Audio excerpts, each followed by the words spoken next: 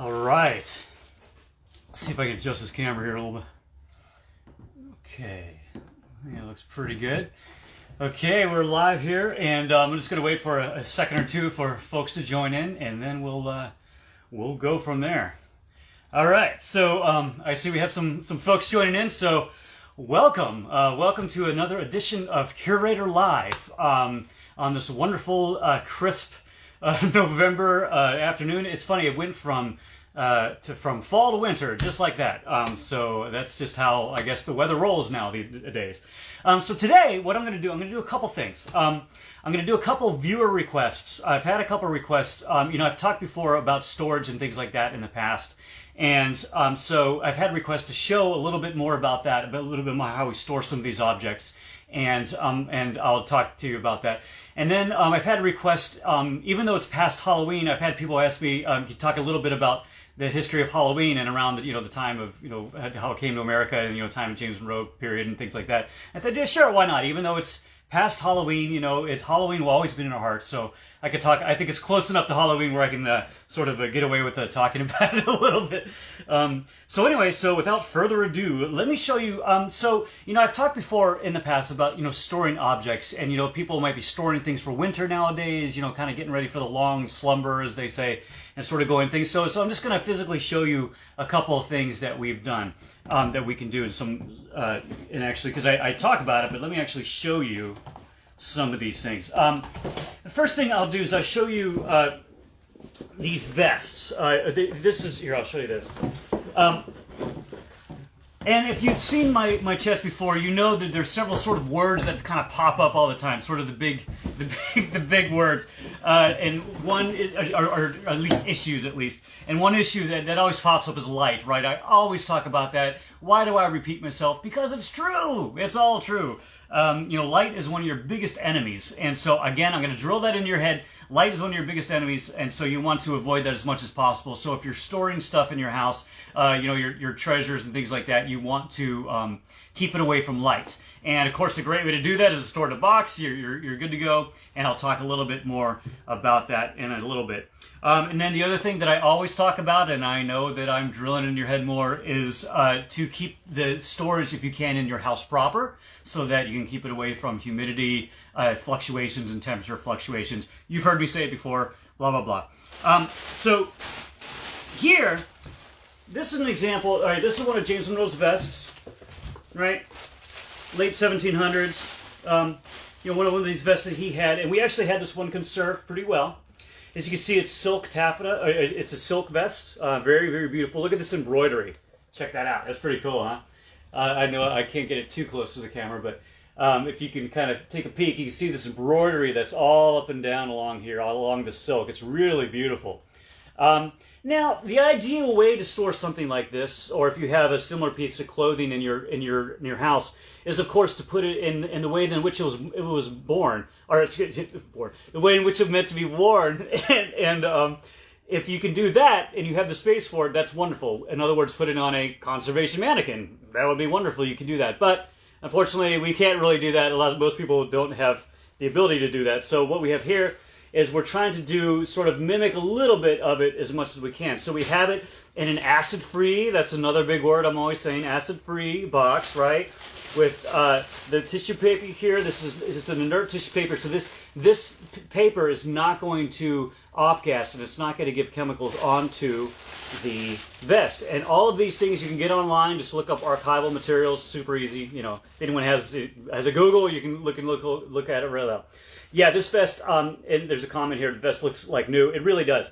I'll show up close. We had this conserved by conservators, Colleen Callahan and her partner, Newbie, up just not actually too far from here. They're not located too far.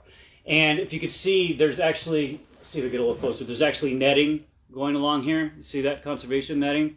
And that's along here as well. All these buttons have been restored, and then this beautiful pattern that's on this vest. It really is pretty spectacular, and it's kind of rare to see clothing in good conditions like this, from back in the day.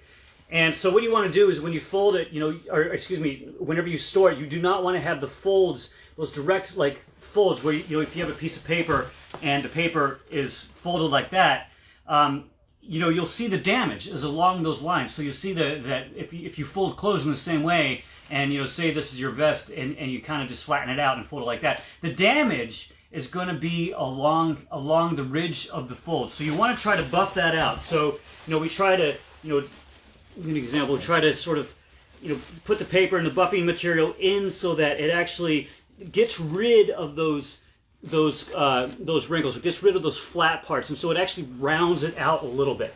Does that make sense? Kind of what I'm saying? It's sort of like it's not exactly putting it on a mannequin, but at least it's getting out. It's rounding out those sort of flat or those sort of fold areas that can cause potential problems in the future. And you'll see it. Like if you fold if you take your old coat and you fold it and you stick it in the closet for several years and you bring it out again, where's the seam and the line and the damage going to be? It's going to be along that fold. So that's really sort of the key thing. So you have inert batting here, right? It's this inert batting that you can get at archival stores, and then you have the acid-free box. Everything acid-free. Again, that word. Boy, the xenomorphs really hate acid-free boxes. Boy, that was a terrible joke. I apologize. Anyway, so but you get that all online. You can get it at Gaylord.com, and there's some other places. Just Google it. You'll find it anywhere. And you can always email me too, and I'm happy to send you links. So, and then you put it in, and you buff it out a little bit. You round out the corners. In other words, you round out the corners, and you store it in these nice boxes that keep it away from the sunlight and your closet. And let me show you sort of another example here. So this here, Mariah Hester Monroe's shoe, okay, or her boot. Okay, this is Mariah's boot. And I'll just sort of pull this out here. I think I've shown this one before, but this is a great example of what I'm talking about. If you just look inside, right, we have it filled in. Just like, instead of like laying it flat and letting it crease down, we have it filled in with this material. And so you can stuff it in there, and that makes it a lot better for storage purposes than anything else. And so that's just sort of another example of what I'm talking about. And I have a third. Where did I do with it? Where are you? There we are. Okay. And then, sort of kind of interesting, these are ice skates that, according to family tradition, said to belong to Mariah as well. But we have this buffed out here for the leather purposes, okay? And so leather, one of the problems with leather, especially that old leather, is that red rot, right? That you can see. You can see it a little bit. I'll put it up close. You see where the red rot was starting to happen, okay? The red rot was starting to happen right around where the stitching is, and right around where, if I could show up where the buckle is, you can see it's just starting to happen. So, in fact, you see it broke off right there, right? It's some decades and decades ago. So that's what I'm talking about, that damage, that sort of bend. So, the problem with leather is that there's really, once that red rot sets in, there's really not a whole lot you can do about it. So the idea is to sort of keep it under control and keep it as passive as you possibly can. So that's just sort of a little bit. I just wanted to show you physically what I was talking about. I had some requests of people saying, "Yeah, but when you're talking about filling out the clothes, what do you mean?" And that's exactly what I mean. So there you go with that. And then I've had a couple of requests to talk about Halloween a little bit in back of the day, and I know that we're past Halloween again, but I'll just talk a little bit about it. Halloween, when you think about it in our country now, it's like, where does it come from? Where does it actually come from? Well, the ancient Celts believed winter began November 1st. Okay. Oh yeah, I'm sorry, I'm doing it live. Yep, no problem. And again, the winter was regularly associated. In modern Gaelic, the festival that they did was Samhain, okay? And so the beginning of winter was regularly associated with death, and also the time for slaughtering animals and things like that.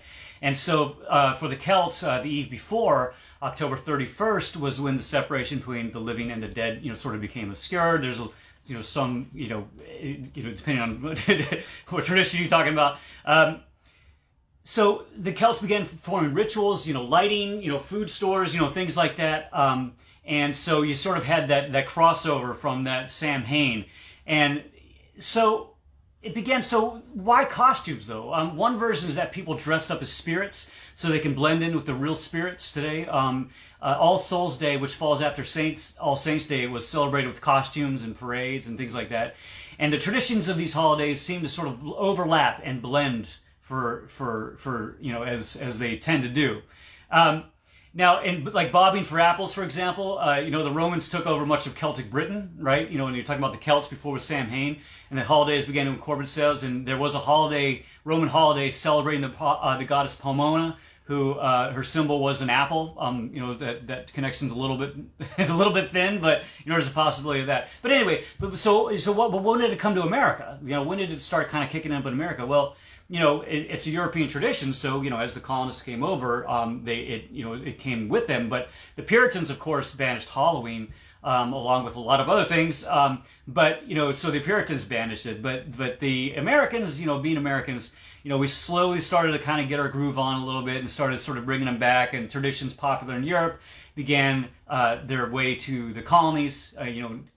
Dancing, storytelling, of course, all that sort of thing.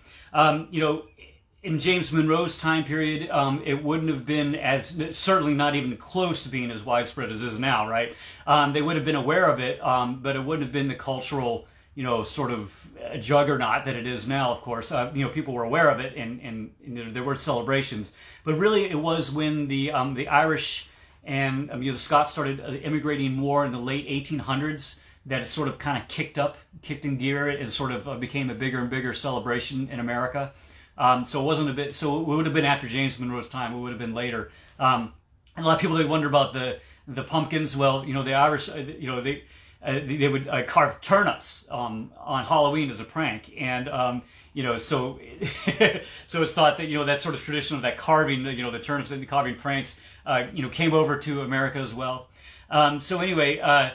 There you go. That's why that's why Halloween it started as a Celtic tradition. It was in Europe. It came over with the colonists, and it was somewhat celebrated, but it really didn't become the juggernaut until much after James Monroe's time period. So hope that answers the questions that people had about it. Anyway, that's what I have for now, and I hope you have a wonderful November, and I will see you the 1st of December. I'll see you the beginning of the month. Until next time. All right. Take it easy now.